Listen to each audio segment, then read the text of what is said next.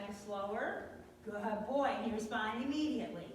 And now I'm doing baby steps, and he's right here, baby steps with me. So he's being really good. We're not sniffing.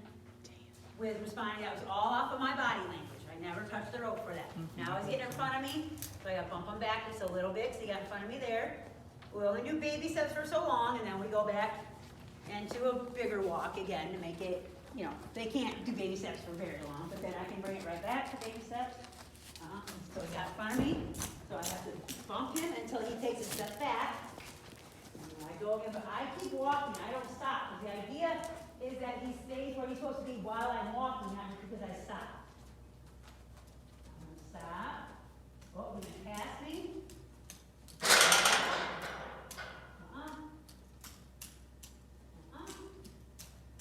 Good boy. Good boy. Now look at you immediately when I stop. So there's understanding.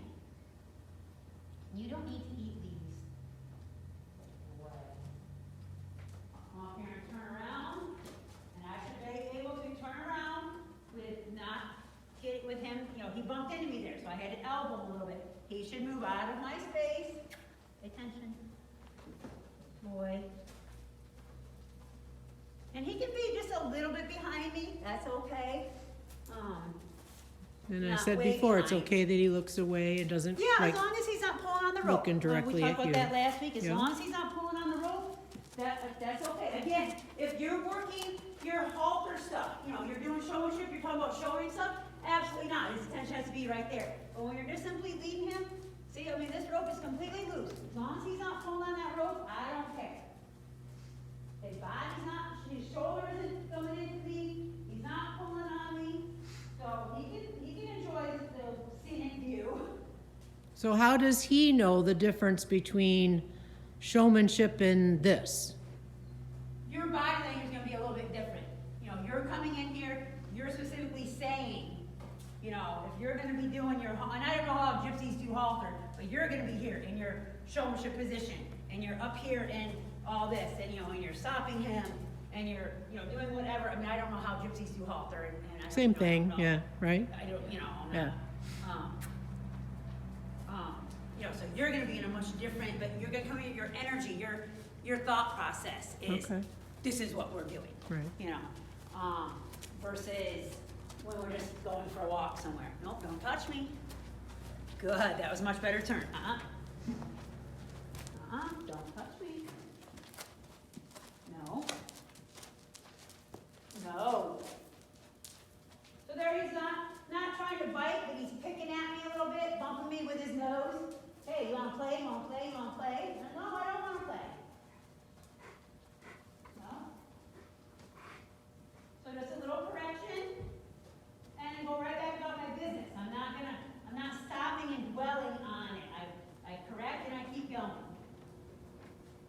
Good boy. That was a stop off my body. Now he still would like to come over here and crawl in my lap, but he's not allowed to do that. And they are, I mean, in general, the gypsies are big puppy dogs. They are big lovers, you know, a lot more than what a lot of other breeds are. And I think that's why I've seen some people get in trouble with them, because they know. So again, he's just kind of picking, he's kind of nose, just picking at me. He's not allowed to do that. He's not being aggressive, but it's going to get there. He's going to eventually go, okay, well, you let me touch, you let me wiggle my lips, let me see if I can take a little pinch, you know. Oh, we're boring you. Oh, we're boring you. Oh my goodness. It's so boring. Pay attention. So right there, he looked at himself in the mirror, he put the pressure on the rope, made the rope tight, so then I just wiggled it back and said, hey, pay attention. He's close to getting a good pop because he just keeps putting his nose on me. And I don't want to necessarily do with my hand, so I'm trying to do my elbow. Oh, it's so boring. Good boy. No, stay out of my face. No. And they are slow learners. They're easy to train, but they really are slow learners. So you have to have the same lesson over and over and over But once they get it and they're good to go. No. So now we're gonna stop and see if he can stay at the end of the rope again. Good boy. No.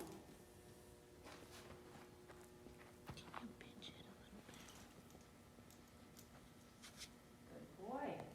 So this is already better than the first time, of just staying away from me. Good boy.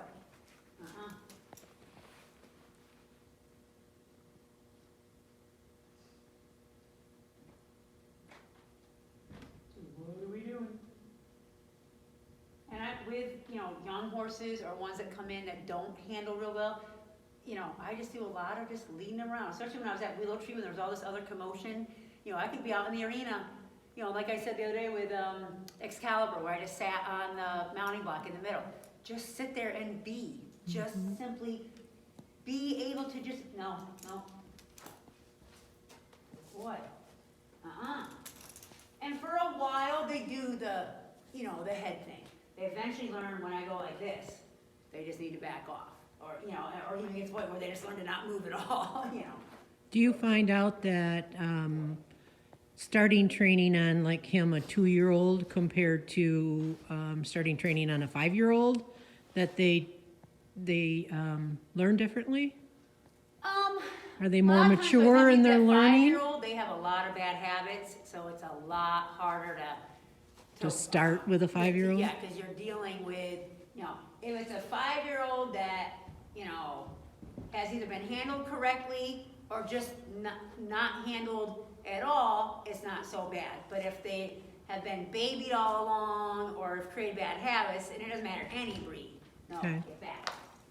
Because he's like nosy and wants to Right, and play. Is that the same thing usually with a 5-year-old too, or is this a young If it was still a stud colt, yes. Yeah, 5-year-old gelding, maybe not so much. Okay. And we do have to keep in mind that, yes, this is a 2-year-old baby brain. This is a, preschool or kindergartner. They can't do too much at a time. So it's short sessions? No. He's so poor, I just want to hug you. No. Just wants to be in your space. And that's fine as long as he understands when he's not allowed to. Because he just a little bit right here, he's thinking that I'm wanting to play. And so I might have to, get big and bad up in his face and really say, no, you don't get to do that, because he hasn't quite figured out, like some dogs, you take them with other dogs and they have no idea what, dominance is from another dog. And another dog's like snarling at him and like doing this, and they're like, and that's kind of what he's doing. Here, I'm snarling at him, and he's just like, wagging his tail on my head, He doesn't quite get what it means. No. No.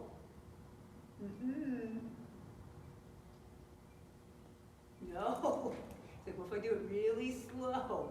And, he's just one that's just going to need it over and over and over, and he'll get it. He's not being mean about it. He's not being completely no clue. He's just, it's just baby brain, but this is where it's very important to teach it at this stage. When we have to try to teach it at 5, it's a whole lot more. He's a lot bigger horse. He's a lot more set in his ways.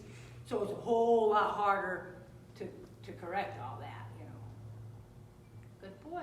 Let's go for a walk again. So there he got tired of me, so then that's when I reward him when we go forward, instead of making him stand there any longer. Okay.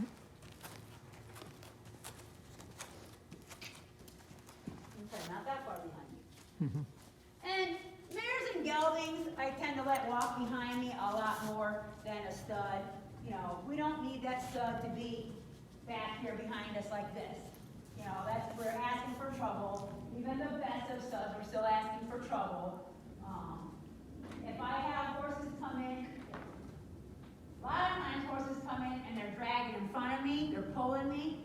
Then I work them to the point where I can make them lead behind me like this, and eventually work them back up to being next to me where they're supposed to be. Because if they're up here, which he's wanting a dog behind, but if they're already in front of me, I'm going to sit here and jerk on them all day long to get them to stay back. So I get to a point where they do have to walk back there. But any horse mare, stud, gelding, young, old, whatever, should lead off of a loose rope. We shouldn't have to be, come on, you're not tired already. I'm walking just as many miles or steps as you are. Get up here. No. And he's bored already, so he really doesn't have much more to do with this right here because we're gonna lose his focus and just turn into other issues. He's gonna forget what he learned from the other thing.